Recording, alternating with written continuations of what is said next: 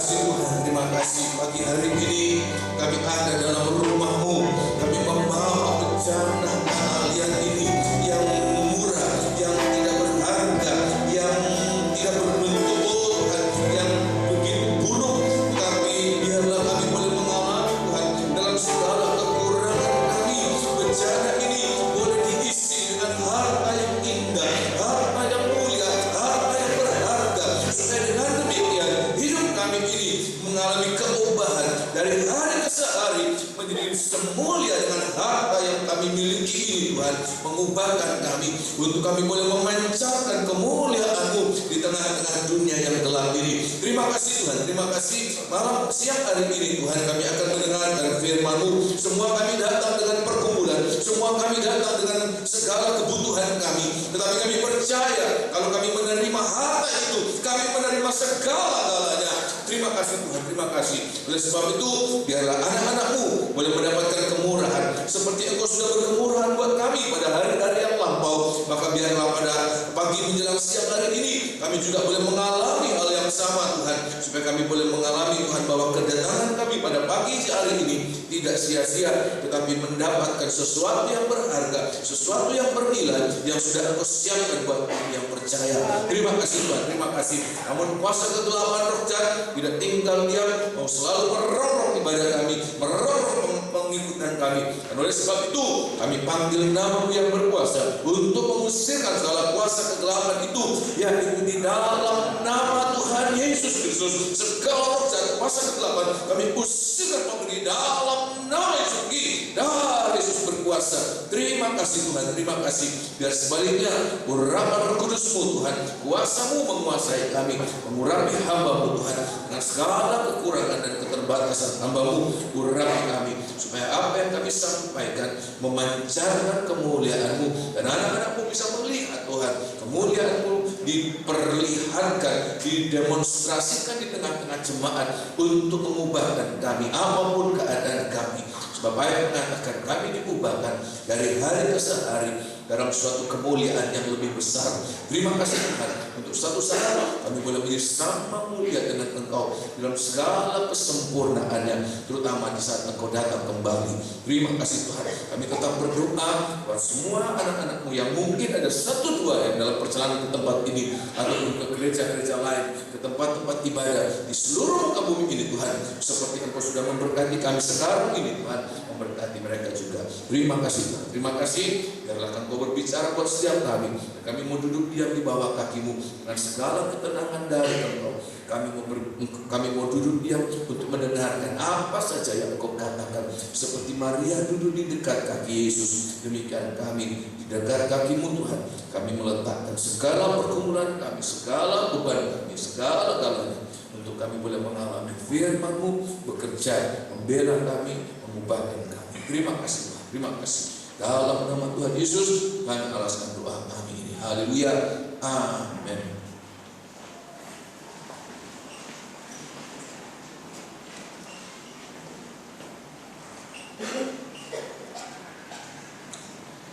Haleluya. Mulai pertama saya mengucapkan salam sejahtera di dalam nama Tuhan Yesus Kristus buat seluruh sidang jemaat yang sudah hadir pada pagi hari ini. Kita tanpa kita sadari kita sudah masuk pada bulan yang kedua dalam tahun 2014. Hari ini kita beribadah merupakan hari Minggu pertama dalam bulan yang kedua, dan semoga kita menyadari bahwa kalau waktu itu begitu cepat berlalu, maka kita meninggalkan cara ibadah kita, cara penganan kita yang lama, di mana kita seperti membuang-buang waktu, kita seperti memboroskan waktu. Tetapi biar kita boleh mengalami hari-hari ini, waktu itu begitu berarti. Sedikit waktu itu biar kita boleh mencapai sesuatu yang sebesar-besarnya. Oleh sebab itu, hari-hari ini gunakan seperti Rasulullah katakan, kita berlari, kita berlomba, kita berlari untuk sesuatu yang ada ini. Kita boleh mencapai sebesar mungkin hasil yang Tuhan berikan, sudah sediakan buat kita sekalian. Nah, pagi hari ini saya akan kembali dalam firman Tuhan, firman yang sedang kita periksa di hari-hari ini, berbicara tentang kemuliaan Allah, gambar wujud Allah. Kita Ibrani pasal yang pertama ayat yang ketiga. Kitab Ibrani pasal pertama ayat yang ketiga. Ini tema besar untuk sidang jemaat yang kami layani di tempat ini, biar kita boleh mengikuti ini. Dari tema besar ini kita akan lihat ada tema-tema kecil dalam setiap ibadah pada hari-hari yang Tuhan sudah sediakan buat kita. Kitab Ibrani pasal yang pertama ayat yang ketiga, ya.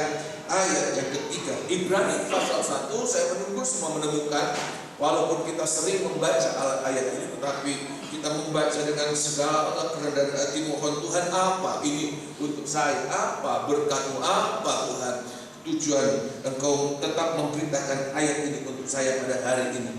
Ayat yang ketiga, Ia adalah cahaya kemuliaan Allah. Ia adalah cahaya kemuliaan Allah Dan gambar wujud Allah, dan menopang segala yang ada dengan firman-Nya, ya, yang penuh kekuasaan. Dan setelah Ia selesai mengadakan penyucian dosa, Ia duduk di sebelah kanan yang maha besar di tempat yang tinggi. Terima kasih, ya. Jadi ayat ini mengatakan Ia. Siapa Ia? Itulah imam besar kita, Tuhan Yesus. Ayat mengatakan Dia adalah cahaya kemuliaan Allah. Dia adalah gambar wujud Allah. Dalam jemaat kemarin saya sempat sampaikan bahwa seperti demikian kira-kira kalau cahaya kemuliaan Allah itu seperti lampu. Sudah tahu lampu itu ada sinarnya, itulah cahaya kemuliaan. Tetapi dia adalah wujud. Kalau sinar itu tidak bisa dipegang, tapi wujud itu dapat diraba. Itu adalah lampunya sendiri. Seperti demikian kira-kira saya memberikan suatu analogi, ya, supaya saudara bisa merasakan, bisa mengerti sedikit, ya, apa yang Tuhan ingin sampaikan buat kita, ya. Jadi ayat mengatakan Ia adalah cahaya kemuliaan, tetapi Dia adalah wujud Allah. Untuk apa? Untuk mengerjakan apa-apa yang baik di dalam kehidupan kita, ya. Dan kalau saya memperlihatkan ayat-ayat ini, maka tidak kemudian tanpa maksud Tuhan Yesus pada akhir zaman ini ayat mengatakan Yesus itu ditampilkan sebagai wujud Allah. Kenapa? Sebab ada rencana besar dari Allah untuk umat manusia, khususnya buat umat Allah. Untuk apa? Supaya umat Allah di hari-hari ini boleh mengalami, dikembalikan wujud Allah itu yang telah hilang pada saat manusia jatuh dalam dosa. Wujud Allah itu Allah ingin berikan kembali kepada umatnya, supaya kalau saat Dia datang kembali, Dia boleh mendapatkan wujud Allah itu ada di tengah-tengah miliknya. Dan ada yang mengatakan apa yang ada gambar dan tulisan Allah itu kembalikan kepada Allah. Tetapi apa atau siapa yang hanya ada gambar dan tulisan kaisar, kembalikan kepada kaisar, khususnya pada akhir zaman. Biar kita di hari-hari ini tidak percuma pengikutan kita apa yang menulis dalam hidup kita ini bagaikan keping mata uang. Biar hari-hari ini, biar gambar dan tulisan Allah Tuhan mau tuliskan di dalam kehidupan kita. Nah, apa yang kita baca, cahaya kemuliaan dan gambar wujud Allah, itu tujuannya Tuhan berikan kepada Yesus supaya apa? Supaya dapat dilihat. Saya ulangi sekali lagi, kalau ada kemuliaan, sinar kemuliaan, kalau ada wujud Allah itu yang sengaja diberikan kepada anaknya, untuk apa? Supaya dapat dilihat oleh orang-orang yang hatinya ada kerinduan untuk memandang. Dan ayat mengatakan setiap kali kita memandang, setiap kali kita melihat wujud Allah itu, kemuliaan Allah itu, maka kuasa Allah itu bekerja untuk apa? Mengubahkan, membaharui apa-apa yang telah hilang. Di dalam kitab 2 Korintus pasal yang ketiga, semoga kita boleh ada kerinduan demikian. Setiap kali kita memandang kemuliaan Allah, setiap kali kita memandang wujud Allah, maka wujud Allah itu akan diberikan buat kita ini, mengembalikan apa yang hilang dari kehidupan kita, ya. Di dalam kitab 2 Korintus pasal yang ketiga ayat yang ke-18, 2 Korintus pasal 3 ayat yang ke-18, perhatikan. Dan kita semua mencerminkan kemuliaan Tuhan dengan muka yang tidak berselubung, Memandang kemuliaan Tuhan, memandang wujud Allah. Ya, ayat mengatakan 1 Injil Yohanes pasal 1 ayat 14, firman telah menjadi manusia. Untuk apa? Untuk bisa dilihat, untuk bisa dipandang. Dan kita telah melihat kemuliaan Allah, ya, penuh kasih karunia dan benar. Terus kan?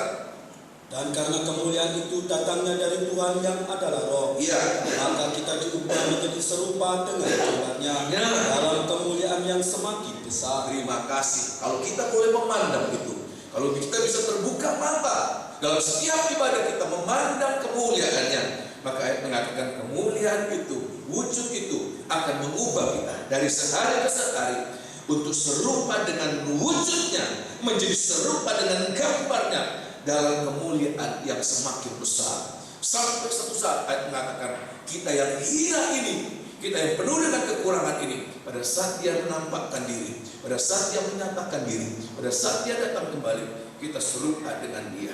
Tidak bisa dibayangkan, kita tidak bisa mengerti bagaimana itu mungkin terjadi.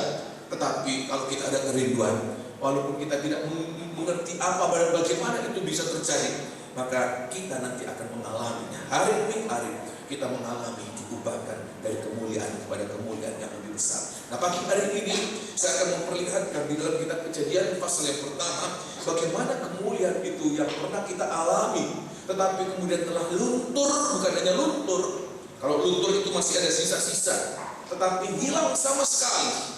Hilang sama sekali, tidak ada bekas sama sekali. Tetapi bahkan sebaliknya itu mengalami bertolak belakang 180 derajat.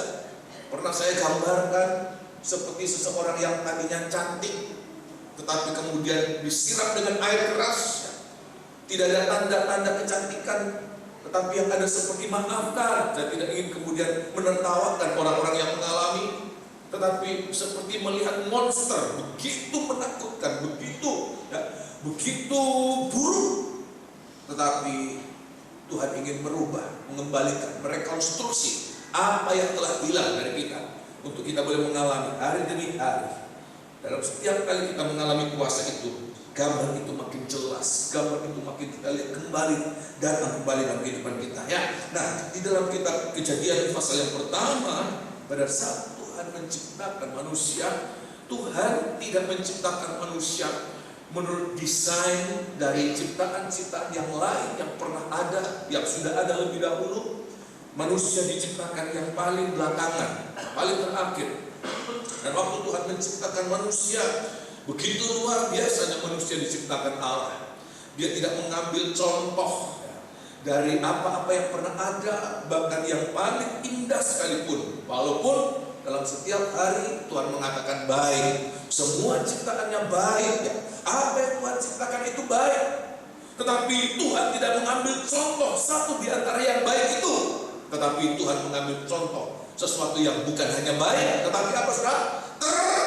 Terbaik. Apa itu? Ayat mengatakan dia mengambil rupa, dia mengambil contoh dirinya sendiri.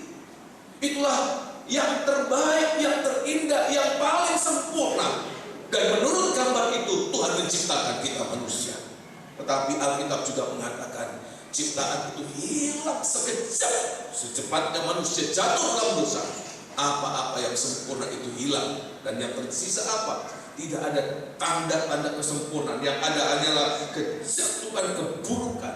Tetapi biar hari-hari ini kita boleh mengalami, kalau Tuhan itu memberikan anaknya untuk kita bisa pandang, supaya apa yang hilang itu boleh kita terima kembali. Nah, di dalam kitab Kejadian pasal pertama, ayat yang ke-26, kita lihat Allah Tritunggal berbicara, Allah Tritunggal bekerja di tengah-tengah kita. Oh, haleluya. Walaupun secara hurufiah tidak pernah ada dalam Alkitab menuliskan atau mencantumkan istilah Allah Tritunggal, tetapi konsep tentang Tritunggal Allah itu sudah mulai ada sejak penciptaan. Di dalam kitab ayat Kejadian pasal pertama ayat 26, ayat 26 kita lihat di sini ayat mengatakan berfirmanlah Allah. Kata Allah itu tunggal, ya, tunggal. Tetapi dia katakan baiklah kita. Tunggal, tetapi kemudian dikaitkan dengan kita yang jamak itu satu di dalam tiga, tiga di dalam satu. Allah Tritunggal. Ayat yang ke-26 tolong baca. Berfirmanlah Allah, baiklah kita menjadikan manusia menurut gambar dan rupa kita. Rupa kita, kedua kali disebutkan. Baiklah kita menciptakan manusia menurut gambar dan rupa kita. supaya mereka berkuasa atas ikan-ikan di laut Ya. dan burung-burung di udara dan atas ternak dan atas seluruh bumi dan atas segala binatang melata yang merayap di bumi. Ayat yang ke-27 pada ayat 26 itu suatu kerinduan Tuhan.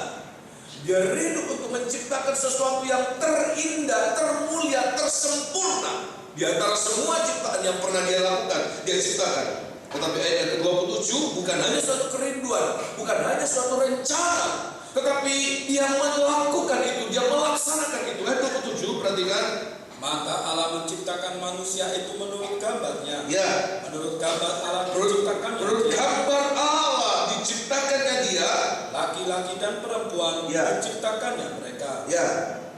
Allah memberkati mereka. Lalu Allah berfirman kepada mereka, beranak cuculah dan bertambah banyak, penuhilah bumi dan taklukkanlah itu, berkuasalah atas ikan-ikan di laut dan burung-burung di udara dan atas segala binatang yang merayap di bumi. Terima kasih. Ayat ini mengatakan waktu Tuhan menciptakan manusia, Tuhan menciptakan manusia begitu sempurna dengan satu tujuan. Tuhan ingin membuat manusia yang sempurna itu untuk menjadi wakil Allah di bumi, untuk mengelola, menguasai semua yang pernah dia ciptakan. Manusia diberikan mandat sedemikian rupa, dan ayat mengatakan manusia berkuasa sehingga semua ciptaan itu seperti pada saat melihat manusia, seperti mereka melihat Allah itu sendiri. Begitu manusia dalam kelimpahan, dalam kemuliaan, dalam kuasa, dalam keberkatan, dalam segala sesuatu. Dan semoga kalau kita bisa melihat betapa indahnya, betapa mulianya kita dulu sebelum dosa itu merusak segala-galanya. Semoga ada kerinduan dalam hati kita. Walaupun keadaan kita banyak dengan pergumulan, banyak dengan segala yang tidak baik kita alami di hari-hari, tetapi kita mengerti hati Tuhan itu tetap sama. Dahulu, sekarang, dan sampai selama-lamanya. Walaupun seperti dosa itu merusak ciptaannya, tetapi kerinduan Allah untuk menciptakan kembali, mengubahkan kembali, mengembalikan citra yang telah hilang itu tetap ada sampai kapanpun, sampai dia datang kembali. Sudah bisa mengerti demikian, amin? Dan oleh sebab itu, ini yang harus menjadi kekuatan kita, penghiburan kita. Apapun keadaan kita, rencana Allah tidak pernah gagal. Allah tidak pernah gagal. Iblis sempat seolah-olah Allah gagal. Manusia diciptakan Allah seolah-olah gagal. Tidak ada toh ciptaan yang termulia. Oh, buktinya manusia buruk, buktinya manusia jatuh, buktinya manusia tidak dapat diandalkan. Tetapi perhatikan, tetapi Allah tidak pernah gagal. Manusia pertama jatuh, tetapi Allah mau menciptakan kembali.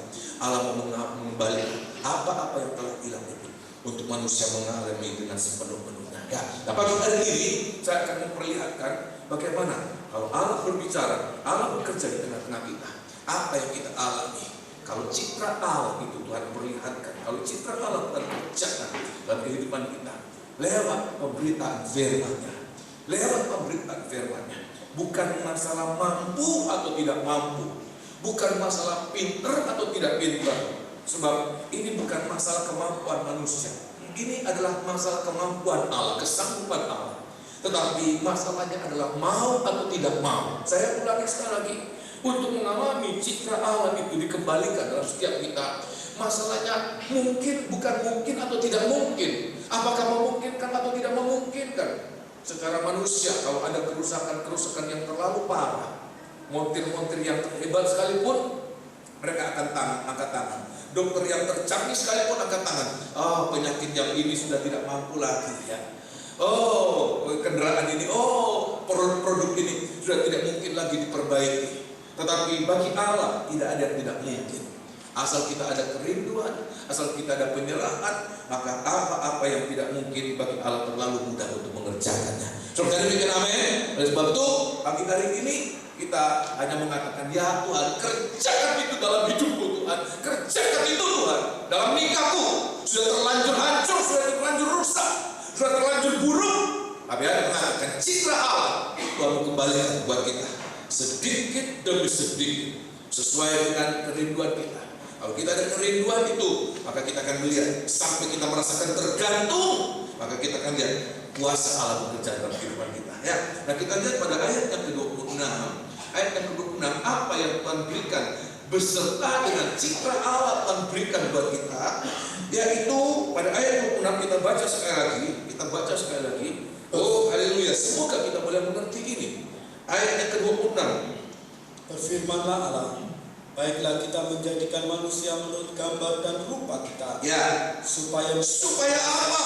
Jadi kita lihat ini bahwa kalau Tuhan bekerja, berbuat sesuatu, Tuhan tidak bekerja tanpa tujuan. Apa yang Tuhan kerjakan itu selalu ada tujuan. Dan tujuannya itu adalah tujuan yang rohani. Sebab Allah kita adalah roh. Dan apa-apa yang dia kerjakan itu selalu memiliki tujuan yang indah, tujuan yang rohani dalam kehidupan kita. Ayat mengatakan supaya mereka berkuasa atas ikan-ikan di laut, ya, dan burung-burung di udara, terus, dan atas ternak, dan atas seluruh bumi, ya, dan atas segala binatang melata yang merayap di bumi. Terima kasih. Ini yang pertama. Kalau citra Allah, gambar wujud Allah Tuhan berikan dalam kehidupan yang merindukan, maka ayat mengatakan kalau kita boleh mengalami itu, maka bersamaan dengan wujud Allah Tuhan mau rekonstruksi dalam kehidupan kita yang telah hilang itu. Apa yang Tuhan berikan? Ayat mengatakan supaya mereka berkuasa, ya. Supaya mereka berkuasa. Artinya apa? Bersamaan dengan wujud Allah kita boleh terima dalam setiap kali kita mendengarkan firman Allah, dalam setiap kali kita boleh mengalami karya Allah dalam kehidupan kita. Tuhan memberikan kita kuasa, ada wibawa atas semua ciptaan Allah. Saya ulangi sekali lagi, kalau Tuhan ingin mengembalikan citranya atas kita ini, ciptaan yang termulia, maka tujuannya nomor satu adalah apa? Supaya kita punya kuasa, ada wibawa, ada otoritas yang, kalau saya mengatakan seperti otoritas itu tidak terbatas atas ciptaan Allah. Kita bisa mengelola, kita bisa mengendalikan, kita bisa melakukan sesuatu, tapi dengan tujuan untuk sesuatu yang baik. Kalau kita lihat di dunia ini, kalau seseorang menerima kuasa, dia lakukan sesuatu, apalagi kalau kuasa itu seolah-olah tidak terbatas. Dia melakukan itu tidak semata-mata hanya sesuatu yang baik, bahkan sampai satu saat merusak. Orang-orang yang mendapatkan konsesi untuk pengelolaan hutan, pengelolaan tambang dan lain sebagainya, mereka kerjakan itu semata-mata untuk kebaikan mereka, tetapi meninggalkan sesuatu yang buruk untuk lingkungan, untuk negara, untuk tempat di mana mereka mendapatkan mandat itu. Tetapi kita lihat, kita tidak demikian. Tuhan katakan, kalau kita mendapatkan kuasa, mengatakan untuk mengelola, untuk melakukan sesuatu, maka tujuannya untuk kebaikan, terutama dalam hal-hal yang rohani. Nah, saya akan mau memperlihatkan di situ. Tuhan katakan berkuasa atas apa? Atas segala jenis makhluk yang hidup itu, atas segala ikan-ikan di laut, burung-burung di udara, dan atas ternak, dan atas seluruh binatang-binatang yang melata, yang merayap di bumi. Kalau dulu Tuhan memberikan Adam dan Hawa kuasa kepada semua ciptaan dalam hal ini, daging-daging, ikan itu daging, ya. Binatang-binatang melata itu daging, burung-burung itu daging. Tetapi bagi kita di hari-hari ini, bagaimana kuasa Allah itu untuk kita berkuasa atas semua daging.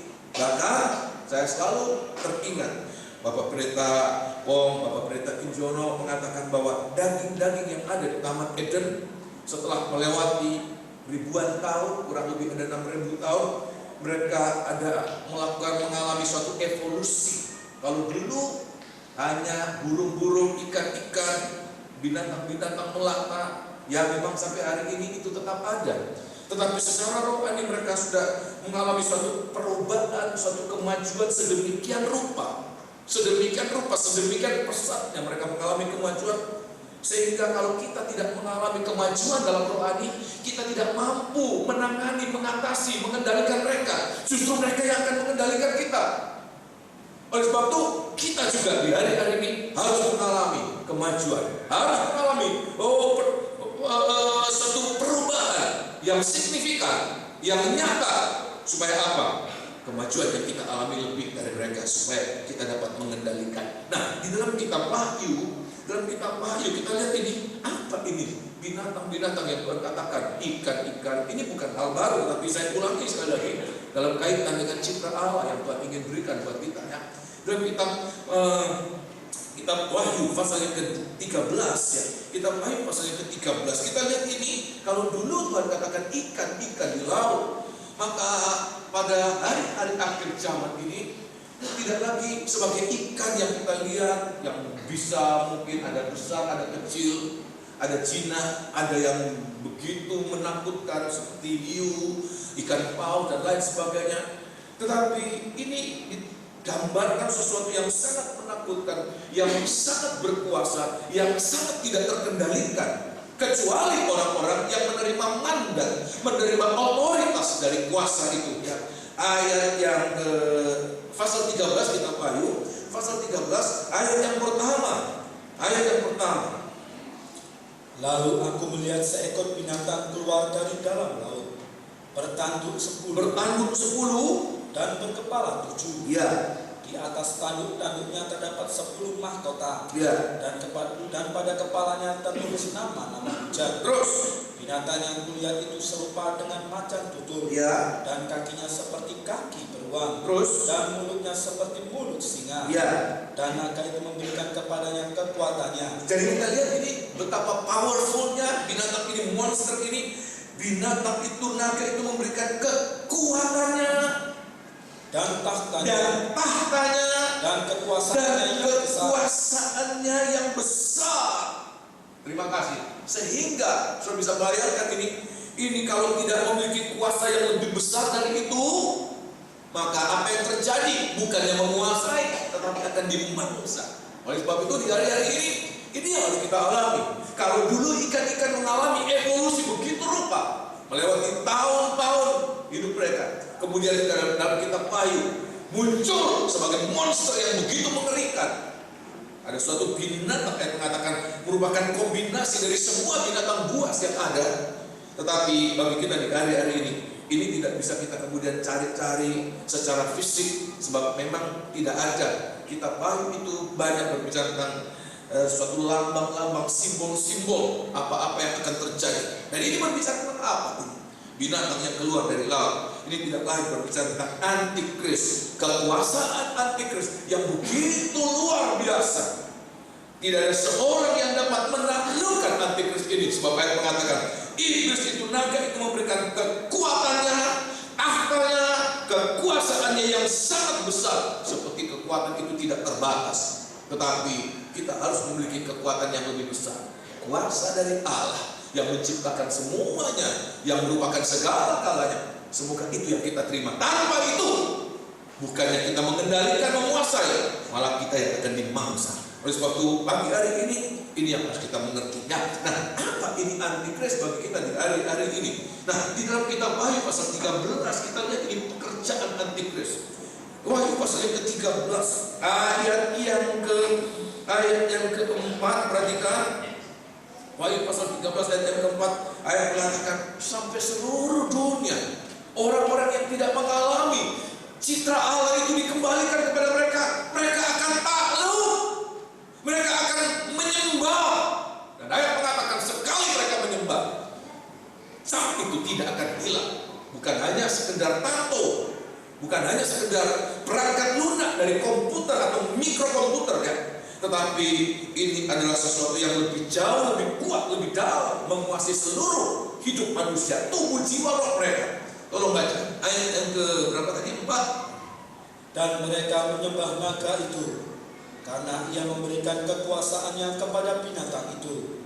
Dan mereka menyembah binatang itu sambil berkata, ya, siapakah yang sama seperti binatang ini? Ini orang-orang yang mengagung-agungkan. Siapa mereka? Orang-orang yang tidak mengalami citra Allah itu dikembalikan, tidak punya kuasa, tidak punya mandat untuk berkuasa atas ikan-ikan dulu. Terus kan? Dan siapakah yang dapat berperang melawan dia? Seolah-olah tidak tertandingi. Terus kan? Begitu besar kuasanya. Terus kan? Dan kepada binatang itu diberikan mulut yang penuh kesombongan dan hujat. Ya. Kepadanya diberikan juga kuasa untuk melakukannya 42 bulan lamanya. Ya.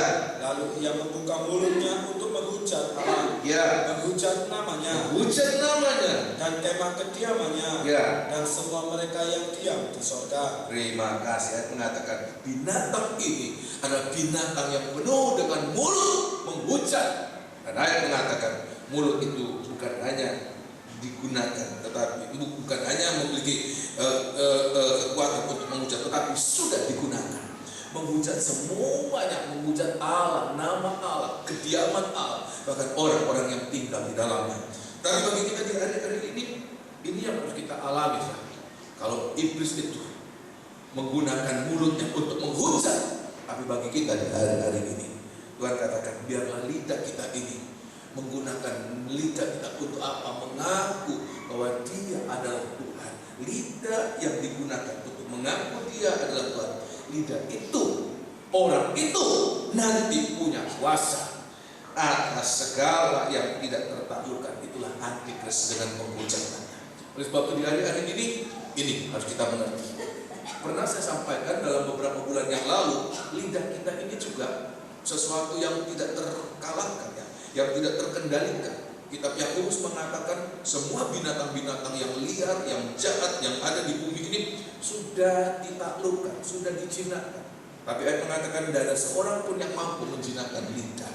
Begitu liar, begitu buas, begitu tidak terkendalikan.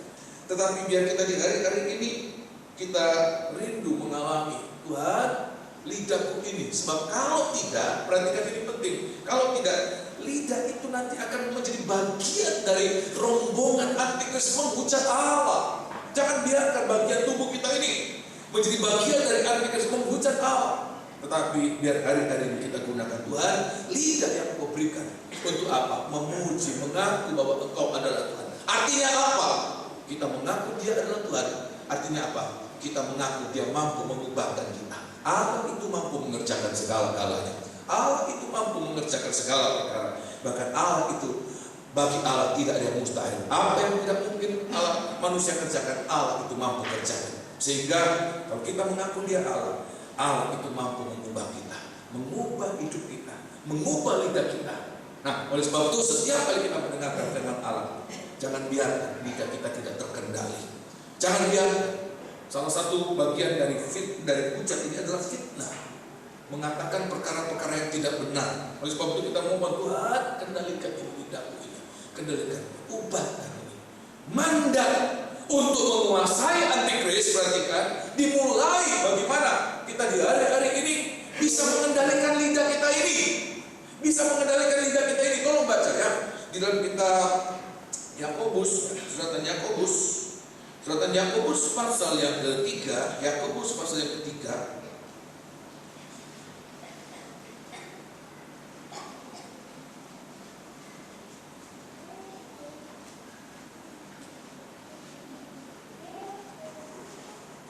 Ya, Yakobus pasal yang ketiga, tolong baca. Yakobus pasal yang ketiga, ayat yang kedua. Yakobus pasal yang ketiga, ayat yang kedua. Sebab kita semua bersalah dalam banyak hal. Semua kita bersalah dalam banyak hal. Perhatikan, menguasai antikris itu dimulai bagaimana kita menguasai lidah kita ini. Tuhan katakan lidah kita ini, sebab lidah yang tidak terkendalikan nanti akan menjadi bagian dari lidah-lidah antikris yang menghujat Allah. Oleh sebab Tuhan katakan, biar kita mohon, Tuhan, lidahku ini nomor satu, lidahku ini kendalikan, Tuhan. Ayat yang kedua, sebab kita semua bersalah dalam banyak hal. ya. Barang siapa tidak bersalah dalam perkataannya, Ya. ia adalah orang sempurna, Ya. yang dapat juga mengendalikan seluruh tubuhnya. Nah, ayat pasal yang pertama, kitab Yakobus pasal yang pertama, ayat yang ke-26. Yakobus pasal pertama ayat yang ke-26, perhatikan. Jikalau ada seorang menganggap dirinya beribadah, Ya. tetapi tidak mengekang lidahnya, Dan tidak mengekang lidahnya, ia menipu dirinya sendiri. ya, Maka sia-sialah ibadahnya. sia-sia ibadahnya. Terima kasih. Oleh sebab itu, biar ibadah kita, ibadah yang mengatakan, ibadah yang berkuasa, ibadah yang mampu mengubahkan kehidupan kita, mengembalikan citra Allah, dimulai bagaimana lidah kita ini, ayat mengatakan dapat dikendalikan. Sebab apa? Kalau kita beribadah, tapi mulut kita ini kita biarkan, mulai kita biarkan untuk seperti lidah yang tidak terkendali. Omongan yang tidak benar, dusta itu yang tidak terkendali. Omongan yang jahat, fitnah, hujat itu tidak terkendali. Ayat mengatakan, jangan biarkan karena kemarahan, karena kekecewaan, karena keinginan, membiarkan seolah-olah lidah ini dia berjalan sendiri. Tapi kita mohon Tuhan, ibadah ini ibadah yang sanggup mengerjakan segala perkara, ibadah yang sanggup mengubahkan segala perkara. Sebab apa? Ibadah kita bukan ibadah sia-sia, ibadah yang mengandung kuasa untuk mengubahkan citra yang hilang itu bisa dikembalikan. Ya, ayat mengatakan ibadah yang sejati, ibadah yang mampu sampai mengendalikan lidah kita. Sehingga Efesus pasal yang kedua mengatakan, sampai satu saat yang keluar dari mulut kita ini adalah apa? Hanya mengaku bahwa Dia adalah Tuhan. Kesaksian-kesaksian kita yang mengatakan bahwa Dia mampu mengerjakan segala-galanya. Itulah suatu kuasa yang Tuhan berikan buat kita mengendalikan lidah yang tidak terkendali itu. Ya, nomor satu, lidah ini. Lidah ini kuasa antikris.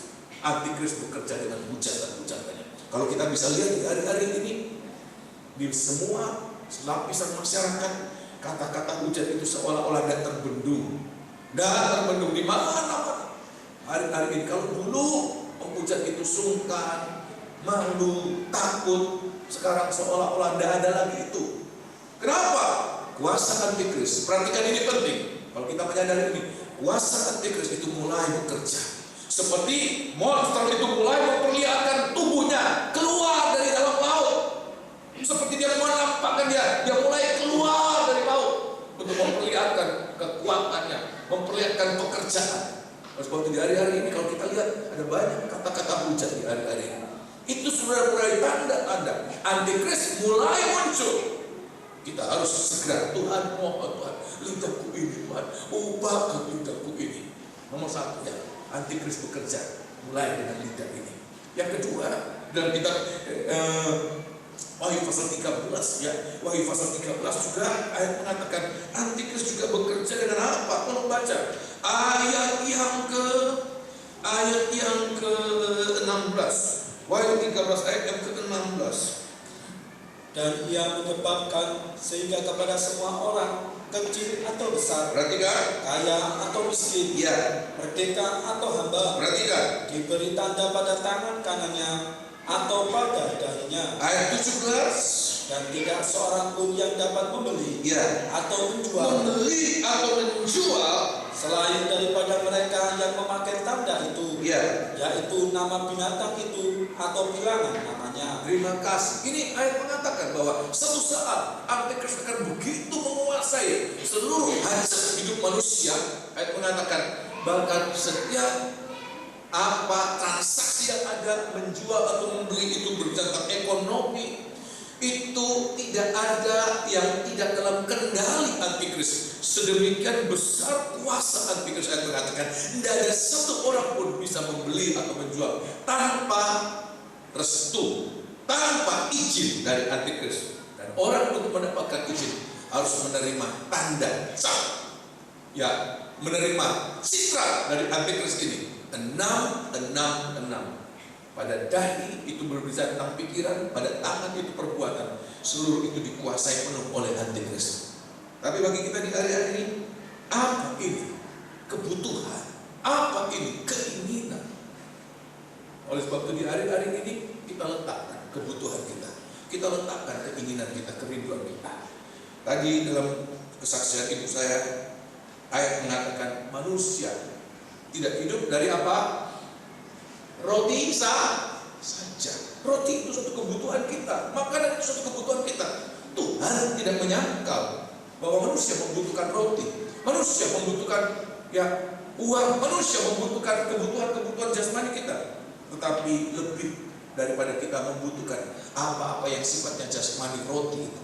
Bagaimana kerinduan bahwa manusia itu hidup dari apa? Setiap firman Allah. Bagaimana kebutuhan kita melebihi daripada kebutuhan akan sembako, kebutuhan akan keuangan kita. Saya tidak munafik mengatakan, saya tidak butuh uang. Kita membutuhkan uang, membiayai hidup kita, membiayai pelayanan kita.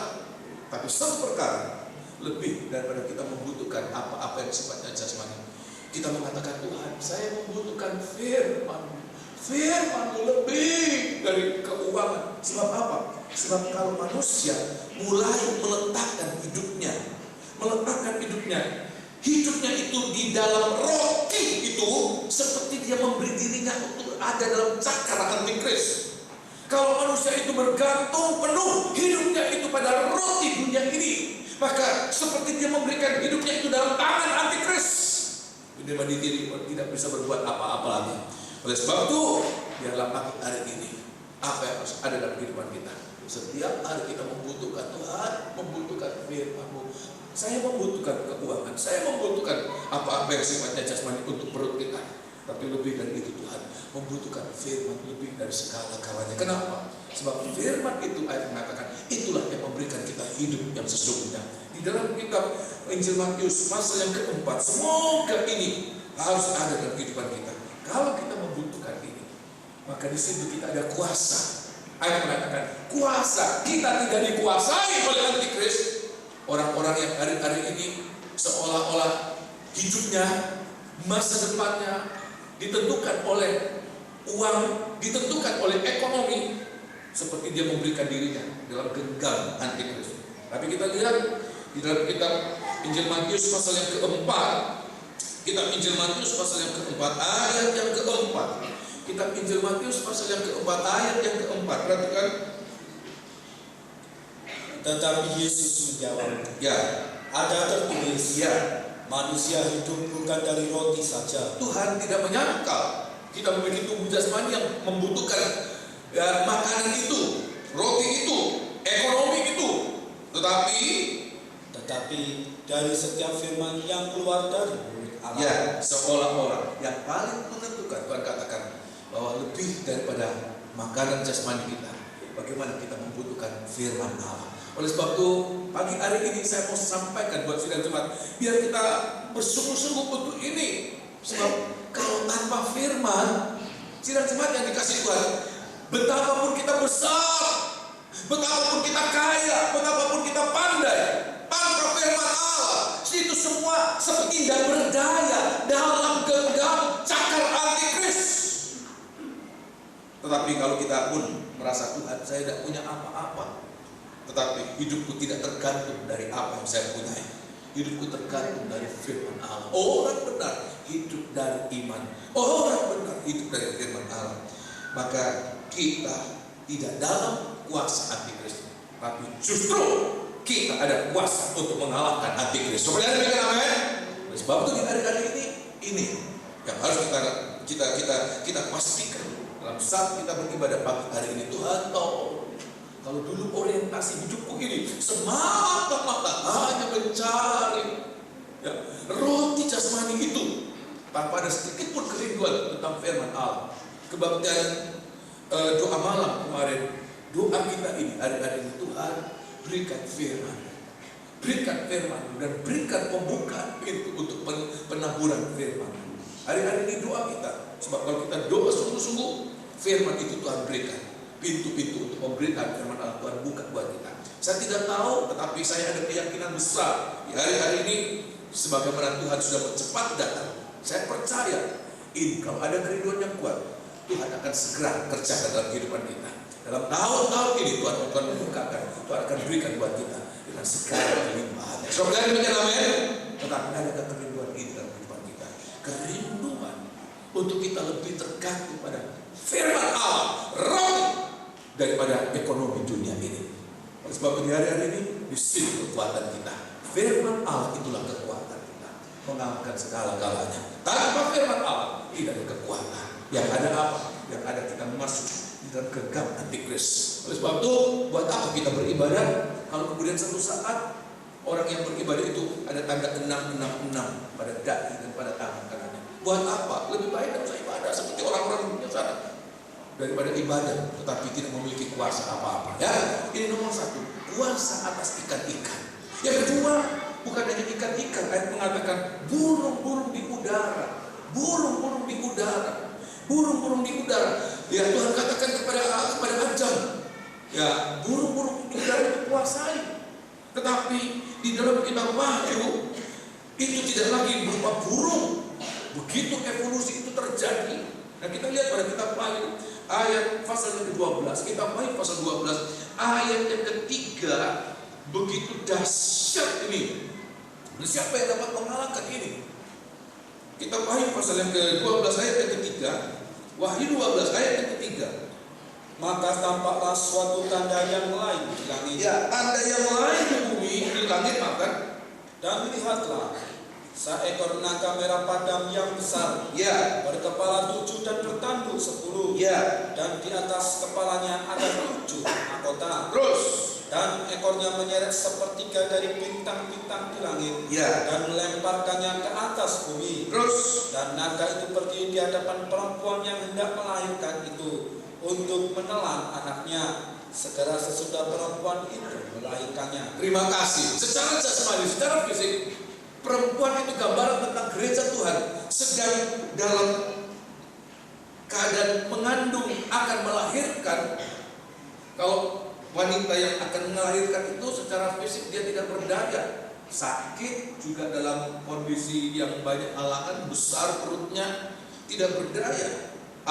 Dan di hadapan dia ada naga merah padam, ayat mengatakan yang besar dengan segala kekuatannya, seolah-olah tidak berdaya. Tetapi kita lihat rencana Tuhan untuk gereja Tuhan itu tidak pernah gagal. Ayat mengatakan naga itu tidak berani, tidak mampu untuk menaklukkan perempuan ini. Tapi perempuan ini justru akan mengalami disingkirkan di padang gurun 3,5 tahun. Nah, bagi kita di hari-hari ini, apa ini? Naga ini atau gambaran tentang burung-burung di udara. Ini tidak lain berbicara tentang kuasa-kuasa kegelapan. Kuasa-kuasa gelap itulah iblis. Kitab Efesus pasal yang ke-6, Efesus pasal yang ke-6 dalam kebaktian doa hari Kamis dan Jumat yang lalu, dalam kebaktian doa itu saya sampaikan bahwa kita menghadapi suatu pergumulan, kita menghadapi suatu peperangan. Efesus pasal yang ke-6, dan peperangan yang begitu rupa tidak bisa kita alami, kita hadapi begitu saja. Kitab Efesus pasal yang ke-6, kitab Efesus pasal yang ke-6, secara jasmani, peperangan yang dialami oleh orang-orang yang menghadapi seperti dia menghadapi sesuatu yang tidak kelihatan. Perang gerilya itu perang yang paling sulit. Biar punya peralatan yang begitu besar, tetapi seperti menghadapi musuh yang tidak kelihatan. Perang gerilya. Orang Amerika perang di Vietnam menghadapi perang gerilya. Orang Rusia menghadapi perang di Afghanistan, perang gerilya. Mereka menghadapi musuh yang tidak kelihatan. Sulit untuk dihadapi, sulit untuk dimenangkan. Tetapi perhatikan, lebih dari hanya itu, ayat mengatakan peperangan kita seperti demikian. Ayat yang Efesus pasal yang ke-6, kitab Efesus pasal yang ke-6, ayat yang ke-12. Efesus pasal 6 ayat yang ke-12. Tuhan memberikan kita kuasa untuk menang atas burung-burung di udara. Perhatikan, apa ini burung-burung di udara? Itulah tanda yang lain, naga merah padam yang besar. Ayat yang ke-12, Efesus pasal 6 ayat 12. Karena perjuangan kita bukanlah melawan darah dan daging, tetapi melawan pemerintah. Perhatikan, melawan penguasa, melawan penghulu dunia yang gelap, melawan roh-roh jahat di udara. Perhatikan, Tuhan katakan, inilah peperangan kita di hari-hari ini. Inilah peperangan kita di hari-hari ini. Musuh yang seolah-olah tidak kelihatan, tetapi nampak karyanya, nampak pekerjaannya. Tuhan katakan, peperangan kita bukan peperangan melawan darah dan daging. Kebaktian doa saya katakan, kita menghadapi pergumulan ekonomi, itu sesuatu yang nampak, kekurangan, sakit, sesuatu yang nampak. Menghadapi pergumulan dengan atasan, dengan teman, dengan siapapun juga dalam rumah tangga, itu sesuatu yang nampak. Tetapi bukan itu yang menjadi pergumulan kita. Tuhan katakan sesuatu yang tidak nampak. Di balik semua itu itulah roh jahat di udara. Tuhan katakan itulah iblis yang sedang menguasai, ayat mengatakan, dunia ini, dan kita hidup di dalam dunia ini.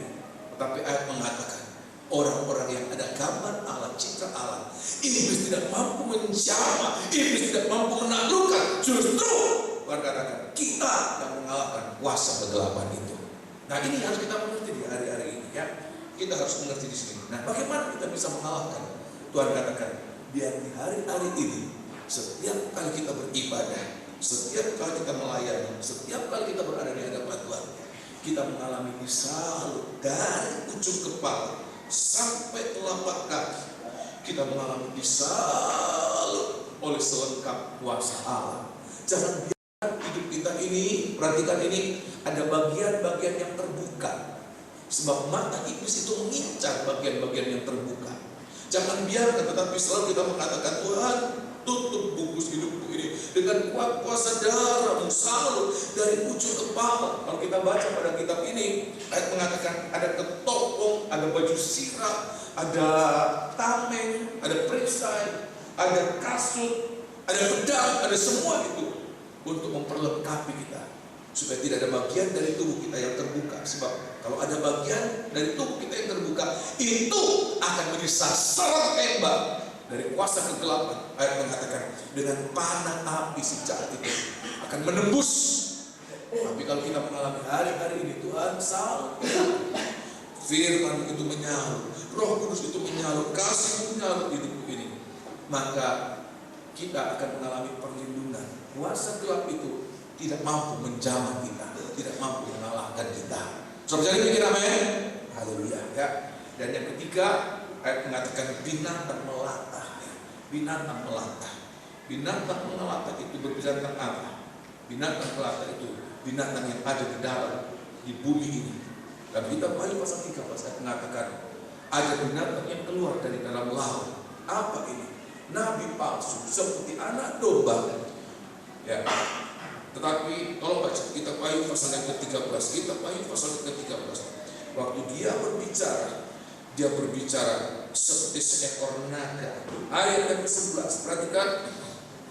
Dan aku melihat seekor binatang lain keluar dari dalam bumi, dan bertanduk dua sama seperti anak domba, dan ia berbicara seperti seekor naga. Nah, perhatikan. Dan seluruh kuasa binatang yang pertama itu dijalankannya di depan matanya. Terima kasih dan seterusnya, ya.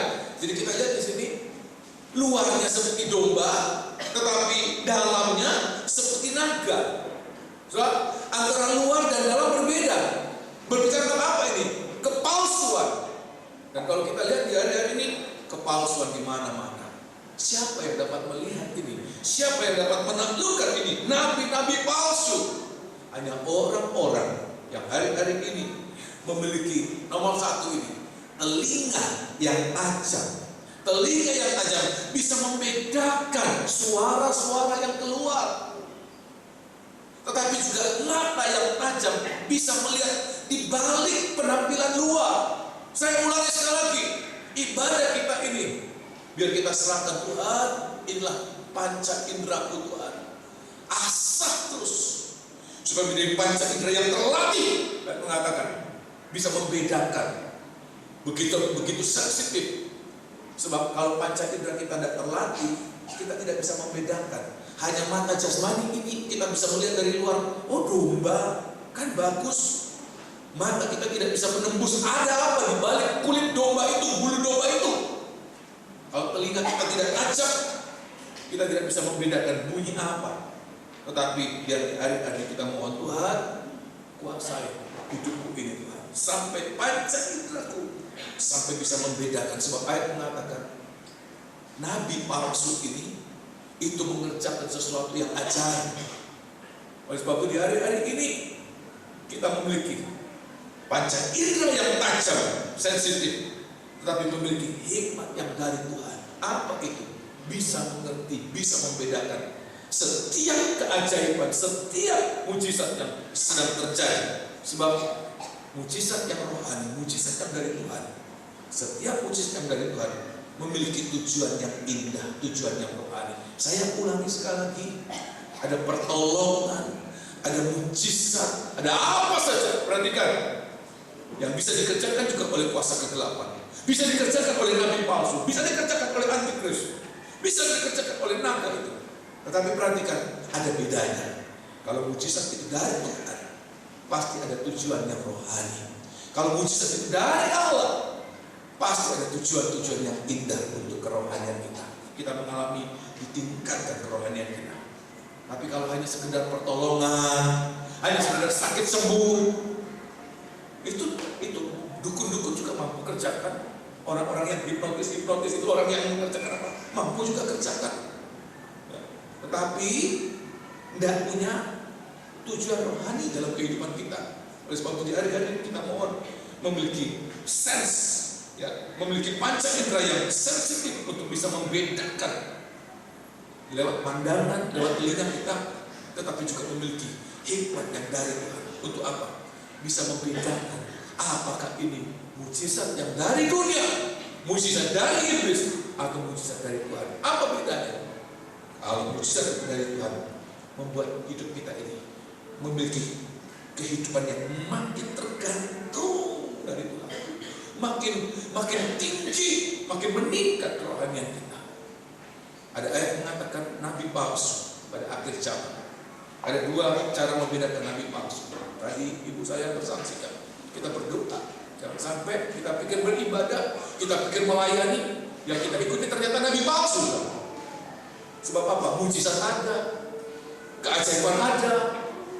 Bagaimana tidak percaya bro? Terjadi di muka mata saya pernah mendengarkan seseorang mengatakan demikian. Di muka saya terjadi, sembuh.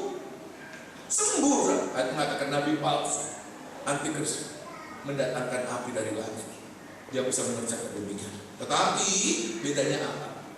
Kalau mujizat itu dari Tuhan, mengerjakan sesuatu yang lain dalam kehidupan kita. Ada dua metode untuk membedakan nabi palsu. Tuhan katakan apa? Nomor satu, perkataannya tidak terjadi. Dia katakan nanti akan terjadi sesuatu dan tidak terjadi. Tuhan katakan itu tanda pertama nabi palsu. Oleh sebab itu saya berdoa, saya menjaga untuk perkataan-perkataan saya. Jangan hanya mengatakan sesuatu karena amarah, karena keinginan. Ternyata perkataan itu adalah bagian-bagian dari kepalsuan. Tetapi juga yang kedua apa? Kalau dia mengatakan sesuatu dan terjadi, jadilah, terjadi sungguh-sungguh. Tetapi ayat mengatakan dia mengajak untuk marilah kita beribadah kepada Allah yang lain. Justru ada keajaiban, justru ada pertolongan, justru ada mujizat. Tapi yang terjadi apa? Tidak lebih dekat kepada Tuhan, tapi makin dekat kepada yang lain. Tidak makin bergantung kepada Tuhan, bergantung kepada yang lain. Tuhan katakan itu nabi palsu. Orang itu harus mati. Sebab apa? Mujizat yang dari Tuhan membuat kita makin tergantung kepada Tuhan, membuat kita makin tinggi tingkat rohani kita. Tujuannya untuk kerohanian kita, bukan semata-mata untuk apa-apa yang sifatnya jasmani, bukan semata-mata supaya sembuh, bukan semata-mata untuk diberkati, bukan semata itu. Tapi bagaimana hidup kita walaupun diberkati, tetapi kita makin tergantung kepada siapa? Tuhan. Diberkati tetapi bergantung kepada berkat itu. Itu sama dengan apa, saudara? Hidupnya dalam antikris. Tapi biar hari-hari kita mohon Tuhan, apapun hidupku ini, Tuhan, aku tergantung kepada Engkau. Kita punya kuasa. Perhatikan ini, kita punya kuasa. Ayat mengatakan kita punya kuasa atas apa-apa yang dari dalam laut, ikan-ikan dulu. Kita punya kuasa atas burung-burung di udara. Kita punya kuasa atas binatang-binatang melata, atas antikris, atas nabi palsu, atas roh-roh jahat yang di udara. Ayat mengatakan kita akan tetap berdiri sampai pada akhirnya. Efesus pasal 6 mengatakan kita tetap berdiri, kita akan mengalami kemenangan. Sebab apa? Kuasa itu Tuhan berikan buat kita. Amin. Haleluya. Banyak percobaan yang kita alami, ekonomi, tetapi perhatikan, semoga kita mengalami apa yang jadi Tuhan. Kita tetap berdiri sampai kita menyelesaikan segala-galanya pada saat yang akan. Oh, haleluya. Kuasa Tuhan berikan. Ada kuasa, otoritas, ada mandat yang besar. Yang kedua, kita kembali dalam kitab Kejadian pasal pertama. Ini bersamaan dengan citra Allah Tuhan berikan. Oh, haleluya.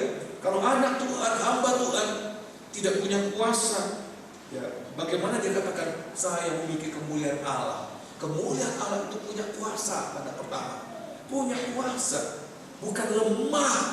tetapi punya kuasa. Nomor satu. Nomor dua, tolong baca kitab Ayub pasal pertama, Kejadian pasal pertama, ayat yang ke-27. Kejadian pasal pertama ayat yang ke-27. Oh, luar biasa. Kejadian pasal pertama ayat 27. Tuhan berikan buat kita apa? Maka Allah menciptakan manusia itu menurut gambarnya. Menurut gambar Allah diciptakannya dia. Perhatikan, Laki-laki dan perempuan. laki-laki dan perempuan Diciptakannya mereka. Terima kasih. Kalau kita membaca ini, berarti baik laki-laki memiliki citra Allah maupun perempuan juga memiliki citra Allah. Semua kita memiliki citra Allah. Jangan katakan, oh, kan cuma kami laki-laki yang memiliki citra Allah, perempuan tidak memiliki citra Allah. Semua kita. Nah, tetapi perhatikan di sini disebutkan laki-laki dan perempuan di sini.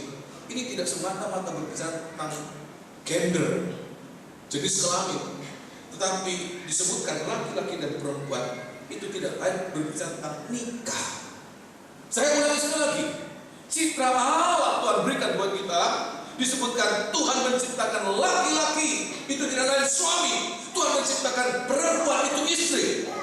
Dengan kata lain, Tuhan memberikan kita apa? Nikah itu nikah yang sempurna. Pada saat Tuhan menciptakan nikah yang pertama, nikah itu nikah yang sempurna. Tapi apa yang terjadi? Waktu manusia kemudian jatuh dalam dosa, yang terjadi bukan nikah yang sempurna, tapi nikah yang penuh dengan cacat celah. Tapi semoga kita di hari-hari ini kita merindukan Tuhan dalam segala cacatnya nikahku, bobroknya nikahku. Saya ingin memandang wajahmu Tuhan. Saya ingin memandang citramu. Saya ingin memandang wujudmu. Supaya apa? Setiap kali kita memandang, nomor satu, Tuhan memberikan kita kuasa. Tetapi Tuhan ingin mengembalikan nikah kita ini menjadi nikah yang sempurna. Seperti nikah di Taman Eden. Nikah itu nikah yang sempurna. Nikah di Taman Eden, nikah yang sempurna. Saya mau tanya, kira-kira mereka bahagia atau tidak? Bahagia atau tidak? Bahagia. Ada kebahagiaan nikah itu. Saya teringat ada statement mengatakan nikah itu kalau tidak menjadi surga, itu menjadi neraka. Tapi biar dari ini kita mengatakan, Tuhan, nikahku seperti neraka. Namun beri mengalami, Engkau menciptakan kembali nikah yang sempurna itu. Nah, saya akan memperlihatkan sedikit cepat saya mau sampaikan di dalam kitab Efesus pasal yang ke-5. Sebab nikah itu ayat mengatakan contohnya, desainnya, gambarnya itu tidak lain adalah Kristus Allah. Tolong baca ya, kitab Efesus. Surat Efesus pasal yang ke-5 ayat yang ke-32. Perhatikan, ke sana kita mengarah hari-hari ini. Semoga ada kerinduan, ada kasih, ada kebahagiaan. Ayat yang ke-32, rahasia ini besar. Rahasia ini besar, sesuatu rahasia. Dan Tuhan katakan ini bukan rahasia biasa. Rahasia ini besar, tetapi yang aku maksudkan ialah hubungan Kristus dan jemaat. Hubungan Kristus dan jemaat. Tuhan ingin kita mengalami ini. Boleh satu saat nikah kita ini, rumah tangga kita ini seperti nikah rumah tangga di Taman Eden, dengan segala kebahagiaannya, dengan segala keindahannya. Tuhan ingin kembalikan. Nah, dan kalau kita bisa melihat ini, apa yang menjadi contoh teladan? Orang dunia mengambil contoh teladan nikah yang baik mungkin apa, seperti Romeo dan Juliet, atau seperti apa saja. Tiap-tiap daerah punya ikon-ikon demikian. Tapi bagi kita ayat mengatakan seperti Kristus dan jemaat. Sedemikian Tuhan ingin menggambarkan inilah nikah yang sempurna. Ke saat kita akan mengarah, kita berdoa, Tuhan, saya ingin memandang. Nah, oleh sebab itu di hari-hari ini biar kita memandang ini. Saya sudah sering membaca ini, membacakan dan menuraikan, yaitu nomor 1 kitab Efesus pasal yang ke-5 ini. Soal lihat di sini ayat yang ke-22. Soal lihat dalam Alkitab masing-masing, ini nikah kita akan menjadi sempurna di sini. Mulai apa, Saudara? Mulai kita memandang dia. Ayat mengatakan apa? Ayat yang ke-24. Tolong baca ayat 24. Tidak mudah, tetapi kita lihat ini. Sebab apa? Sebab kalau tidak ini kita memandang ini, perhatikan dalam nikah kalau tidak memandang ini, suatu penundukan yang terjadi, lawan dari penundukan apa, saudara? Pemberontakan. Dan pemberontakan apa yang terjadi, saudara? Siapa gembong segala pemberontakan yang ada di dunia, di jagat raya ini? Siapa, saudara? Iblis. Iblis itu pemberontak. Dia gembong pemberontakan yang ada di dunia ini. Tapi kita lihat, kita memandang suatu teladan yang lain, contoh yang sempurna. Ayat yang ke-24, perhatikan. Karena itu sebagaimana jemaat tunduk kepada Kristus, Ya, demikian juga istri kepada suami dalam segala sesuatu. terima kasih. Ayat mengatakan contoh ini, seperti jemaat tunduk kepada Kristus, demikian juga perempuan, demikian juga istri, demikian juga.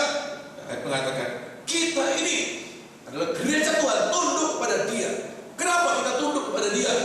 Dalam ayat yang lain mengatakan 1 Korintus pasal 15, sebab Dia sudah menundukkan diri, Dia menaklukkan diri sedemikian rupa, sehingga penaklukkan diri, penundukan ini contoh teladan buat semua kita.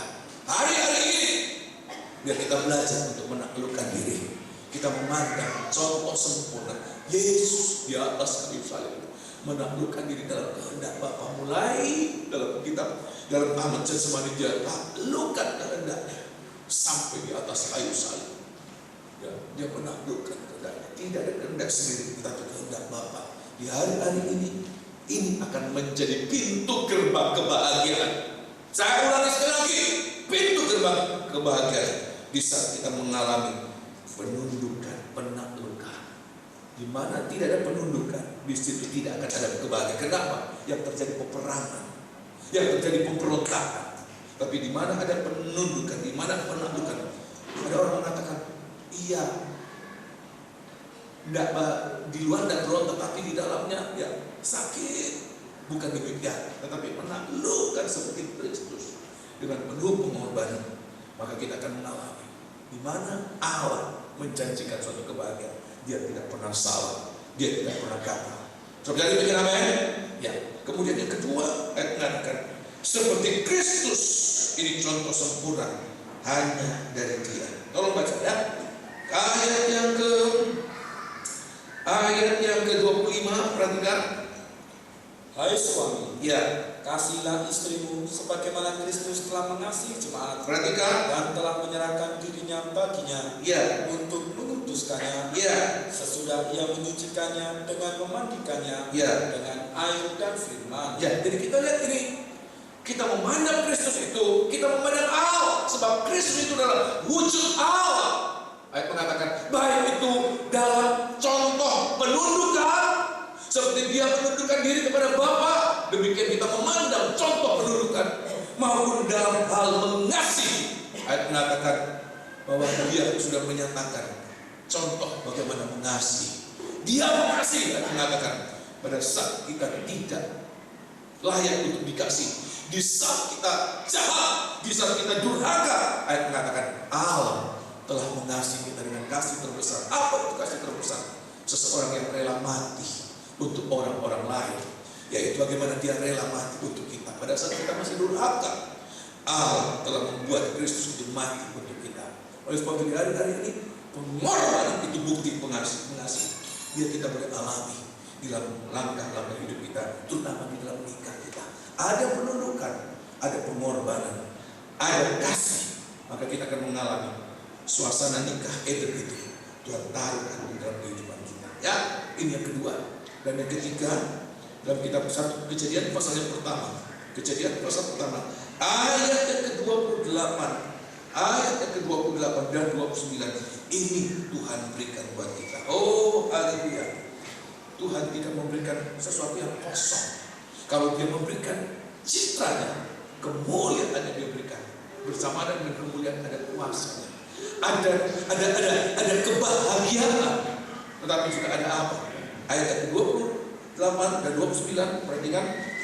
Allah memberkati mereka, lalu Allah berfirman kepada mereka, beranak cuculah dan bertambah banyak, penuhilah bumi dan taklukkanlah itu. Ya, Berkuasalah atas ikan-ikan di laut dan burung-burung di udara, dan atas segala binatang yang merayap di bumi. bumi. Ayat 29 perhatikan. Berfirmanlah Allah, Ya. lihatlah, aku memberikan kepadamu segala tumbuh-tumbuhan yang berbiji di seluruh bumi, dan segala pohon-pohonan yang buahnya berbiji, itulah akan menjadi makananmu. Terima kasih. Apa ini bagian yang ketiga ini yang Tuhan berikan? Yaitu Tuhan memberkati. Tuhan memberikan berkat. Oh, haleluya. Bersamaan dengan citra Tuhan berikan, Tuhan memberikan berkat. Sehingga kita tidak kejar-kejar berkat. Anak-anak Tuhan tidak mencari berkat, tidak mengejar berkat. Sebab apa? Berkat itu sudah Tuhan sediakan. Sudah jemaat percaya demikian, amin? Kita tidak perlu kejar berkat. Kita tidak perlu mencari berkat. Sebab berkat itu sudah Tuhan sediakan, tinggal kita terima. Nah, berkat apa yang Tuhan berikan buat Adam dan Hawa pada saat itu? Dan semoga ini kan kita alami di hari-hari ini. Nomor 1, pada ayat yang ke-28 dikatakan, memberkati mereka, dan Allah berkata apa? Beranak cuculah dan bertambah banyak, penuhilah bumi ini. Ada perkembangan, ada perkembangan. Oh, mengalami pelipat gandaan. Hari-hari ini saya berdoa untuk itu. Ada perkembangan-perkembangan, ada kemajuan-kemajuan dalam kehidupan kita. Dan khususnya pada kita di akhir zaman ini, di tahun-tahun yang belakangan ini, kita memang mengalami kemajuan, kita mengalami perkembangan. Tetapi semoga kerinduan kita lebih lagi apa? Untuk apa? Untuk perkembangan itu lebih cepat lagi. Perkembangan itu lebih lebar lagi, lebih luas lagi. Di hari-hari ini kita berdoa, sebab Tuhan katakan sampai bumi itu dipenuhi. Tidak ada satu jengkal tanah di bumi ini di mana tidak ada keturunan Adam. Sedemikian Tuhan ingin sampai bumi ini dipenuhi dengan ciptaan Allah yang termulia, ciptaan yang termulia. Saudara lihat di sini, kalau saya gambarkan seperti demikian, saudara lihat di sini, kalau ini bumi ini bulan. Tuhan katakan penuhilah bumi. Tentu dengan siapa, saudara? Dengan manusia. Padahal itu ayat mengatakan manusia itu adalah ciptaan yang paling sempurna. Kalau sampai satu saat bumi itu dipenuhi dengan manusia yang notabene pada saat itu manusia mulia. Dengan kata lain, bumi itu dipenuhi dengan kemuliaan Allah. Nah, bagi kita di hari-hari ini, semoga ini ada kerinduan kita.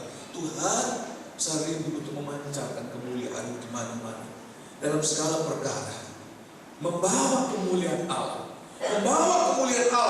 dalam pekerjaan kita, dalam lingkup rumah tangga kita, dalam lingkup keluarga besar kita, di mana kita berada, tetangga kiri kanan.